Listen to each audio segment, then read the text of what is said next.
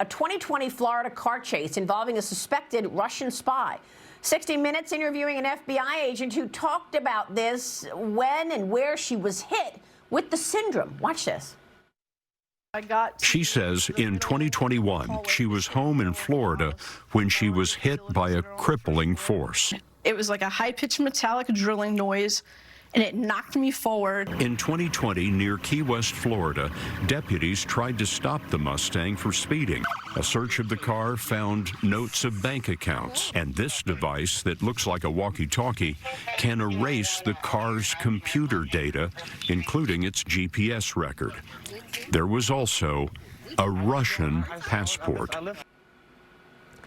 Joining me now is Florida Congressman Carlos Gimenez himself. He's the member of the House Homeland Security, Armed Services, and Select Committee on China. Congressman, this is really startling. Tell me what you feel happened here. Well, not only there, but also in Cuba itself.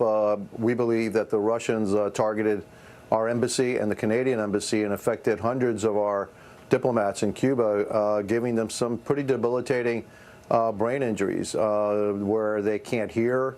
They have functional, dysfunction.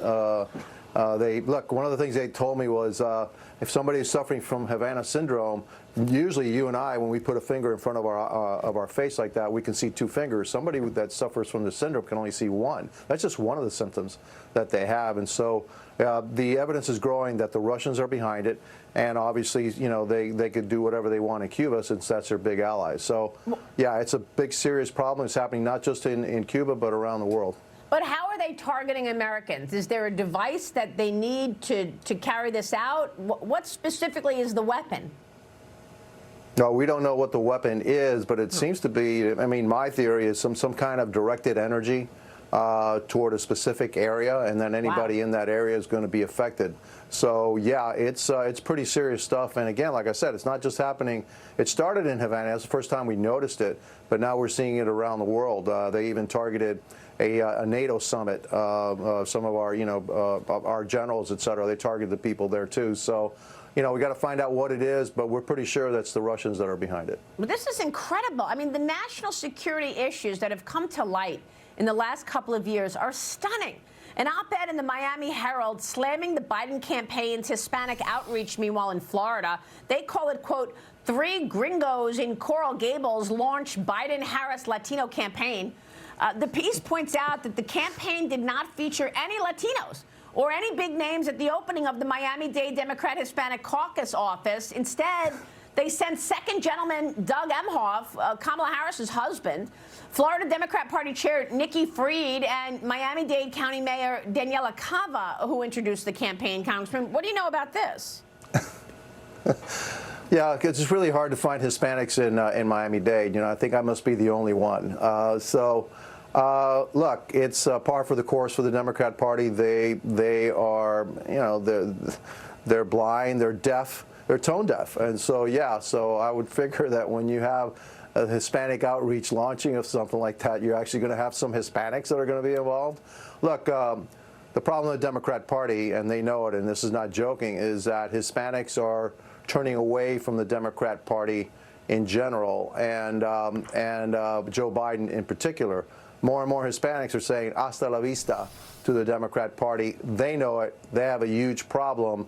And the fact that they didn't even have a Hispanic on this is just plain dumb. And the optics are horrible.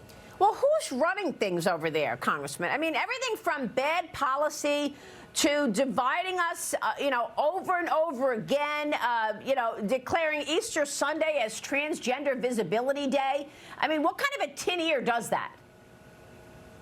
I mean, again, these people are just, they're tone deaf, and they continue to be tone deaf. Look, the Democrat Party is more and more just white liberals, ultra liberals, socialists, and Hispanics are turning away from that because those aren't our values. And we're seeing also more and more African Americans are turning away from the Democrat Party. So they've got a huge problem on their hands. Their ultra left ideology doesn't fit with normal Americans. And Hispanics are normal Americans, so are African Americans, and we just don't abide by those values, and that's why we're turning away from them. Well, and you're going to see President Trump get probably the highest number of Hispanic votes of any presidential candidate in that's a Republican presidential candidate in history. Maybe, but don't you have also issues on the Republican side? I mean, you've got extremists on both sides, and now Nebraska Congressman Don Bacon says it's possible that Mike Johnson will be removed as the Speaker of the House. If he brings the Ukraine aid bill up for a vote, Speaker Johnson called for Republicans to stick together. He was on Fox News last night with Trey Gowdy. Watch this. I think all of my other Republican colleagues recognize this is a distraction from our mission. Again, the mission is to save the Republic. And the only way we can do that is if we grow the House majority, win the Senate, and win the White House. So we don't need any dissension right now. This is not an easy job right now. We have the smallest majority literally right now in U.S. history. We have a 1-vote margin. But when you do the math to get a majority vote, I can only lose 1. So we're not going to get the legislation that we all desire and prefer. I mean, Congressman, shouldn't you all be sticking together at this point and pointing out Biden failures rather than having infighting within your own? Duh. Yeah. That's exactly what we should be doing. But then we have some members that want to put the attention on themselves and not on the things that we have to do as a conference, as the Republican Party. What really bothers me, Maria, is that I have to vote on legislation which is more to the left than I really want to, because of this fringe that's supposed to be the ultra conservatives are actually forcing our agenda to go left because we can't get their votes, and then now they're threatening our speaker again, and that's why, again, if you knew and you know me, that I was an only Kevin guy. I wanted Kevin McCarthy because I knew nothing was going to change because the dynamics didn't change. So we're exactly at the same place right now with Speaker Johnson, which I support, than we would have been with Kevin McCarthy. And so this whole episode of removing speakers and threatening speakers does nobody any good except the Democrat Party. It certainly doesn't do the country any good, and it certainly doesn't do the Republican Party any good.